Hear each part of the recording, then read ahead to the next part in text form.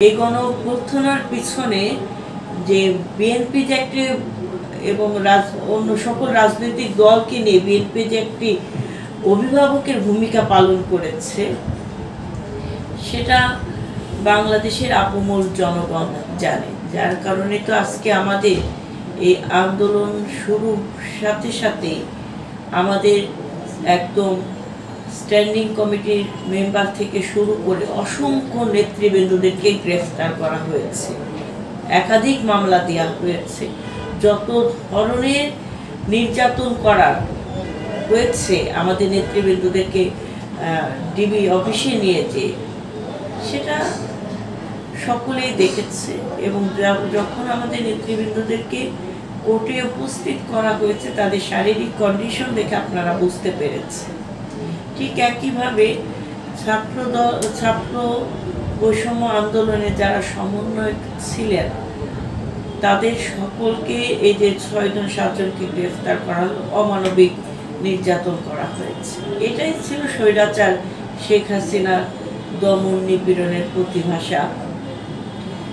এখন এটা আমরা দীর্ঘ 17 বছর ধরে সহ্য করতে করতে এখন আমরা হাঁপ ছেড়ে বেঁচেছি। কিন্তু এটা আমি মনে করি আমার দলের নেতৃবৃন্দরা হয়তো একমত হবে যে একটা অর্জন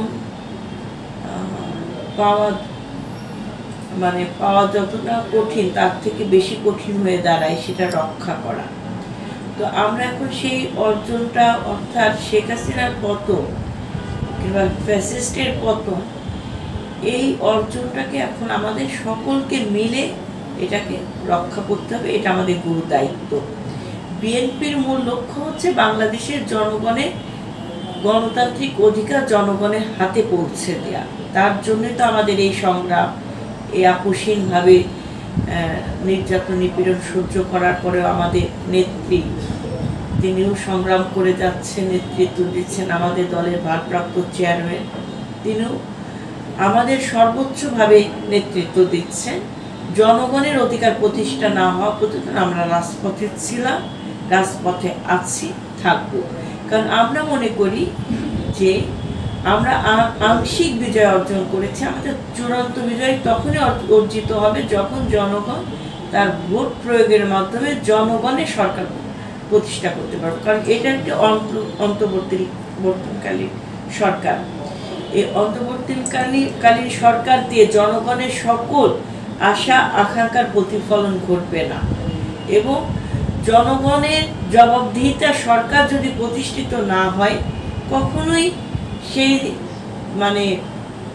সরকার দ্বারা জনগণ তার সকল জবাবদিহিতামূলক সরকার গঠন করতে না পারলে জনগণের ভাগ্যের পরিবর্তন ঘটবে না, রাষ্ট্রের পরিবর্তন ঘটবে না, ওভারঅল আপনার সিস্টেমের পরিবর্তন ঘটবে না। তো সিস্টেমকে ডেভেলপ করতে হলে, সুশাসন প্রতিষ্ঠা করতে হলে, জনগণের অধিকারকে নিশ্চিত করতে হলে অবশ্যই জনগণের জবাবদিহিতামূলক একটি সরকার প্রয়োজন, যেটা হবে একটি নিরপেক্ষ নির্বাচন, অবাধ সুষ্ঠু নিরপেক্ষ নির্বাচন, যেখানে জনগণ তার ভোটের অধিকার প্রয়োগের মাধ্যমে জনগণ তার সরকার প্রতিষ্ঠা করবে। ওই দাবি পূরণ না হওয়া পর্যন্ত, জনগণের অধিকার জনগণকে ফিরিয়ে দেওয়া না হওয়া পর্যন্ত আমরা আমাদের আন্দোলনের মাঠে আছি, থাকবো। আমাদের মূল লক্ষ্য জনগণ তার ভোট প্রয়োগ করবে, ভোটের মাধ্যমে সরকার গঠন করবে। সেটা যাকে করুক, এটা নিয়ে আমাদের কোনো মাথা ব্যথা নেই। এটা জনগণের রাইটস, জনগণ তার রাইটস প্রয়োগের মাধ্যমে জনগণের ওপিনিয়ন দেবে, এটাই।